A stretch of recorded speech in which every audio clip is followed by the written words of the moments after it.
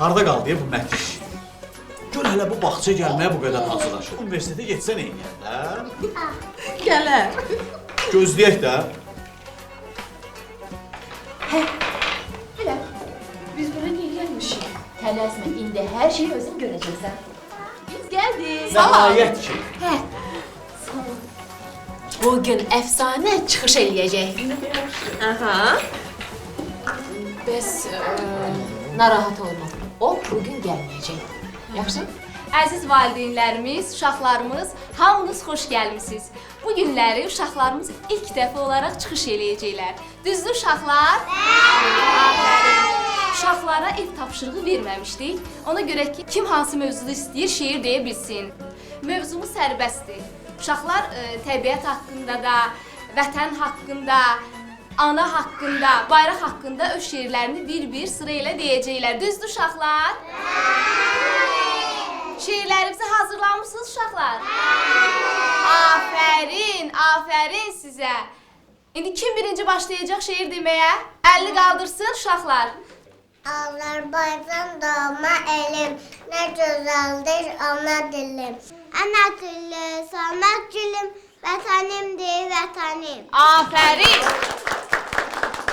Bu üç renkli bayrağım gözümün ışığıdır. Azadlıq yarımadasında doğan göy quşağıdır.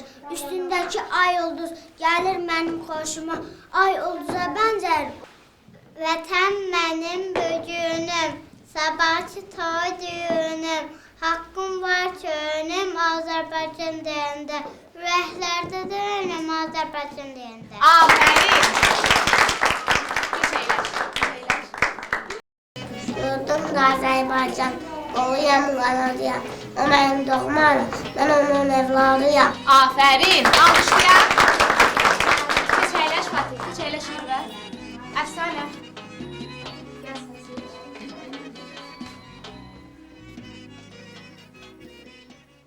Ana! Ana!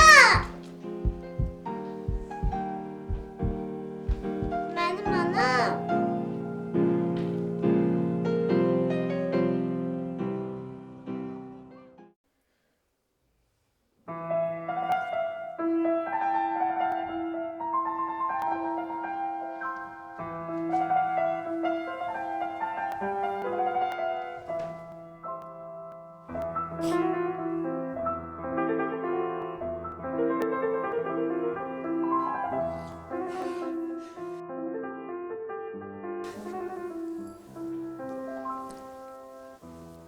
Ana elə bir varlıqdır ki,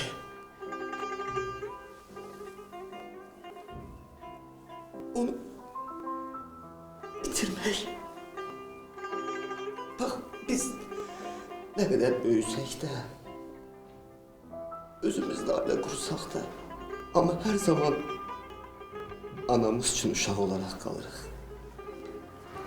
Biz gecələr mışıl-mışıl yatanda, analarımız başımızın üstündə səhrə qədər laylay deyir. Onlar bizi 9 ay bətnində gəzdirirlər. Əziyyətimizi çəkirlər. Biz onların qədrini bilmirik. Unuduruq.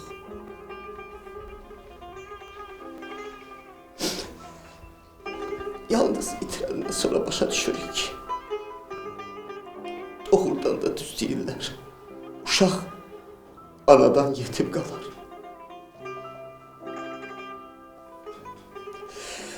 Heç mən də istəməzdim ki, sən anasız böyüyəsən. Sənə qurban olum.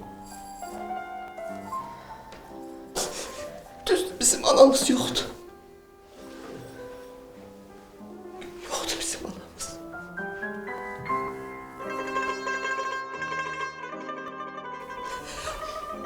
Ama bizim atamız var. Elə bir ata ki, o sənin üçün canından belə keçməyə hazırdı qızım. Mən ürəyimi, həyatımı sənə qurban edəyəm qızım. De ki sən ağlama, yaxşı? Ne olar? Biraz gülümsə, hə? Biraz gülümsə. Mən sənin gülüşünə hər şeyimi verərəm. sənə qurban olum.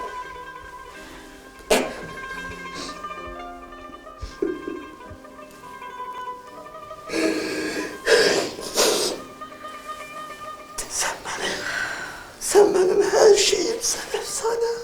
Her şeyim. Bak. Anamız buradadır. O bizimle. Ve hemşe de bizimle olacak.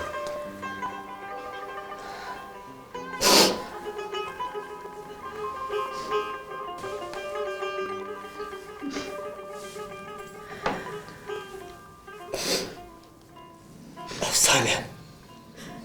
Bağışla atanı. Bağışla ki ananı saklayabilmedin.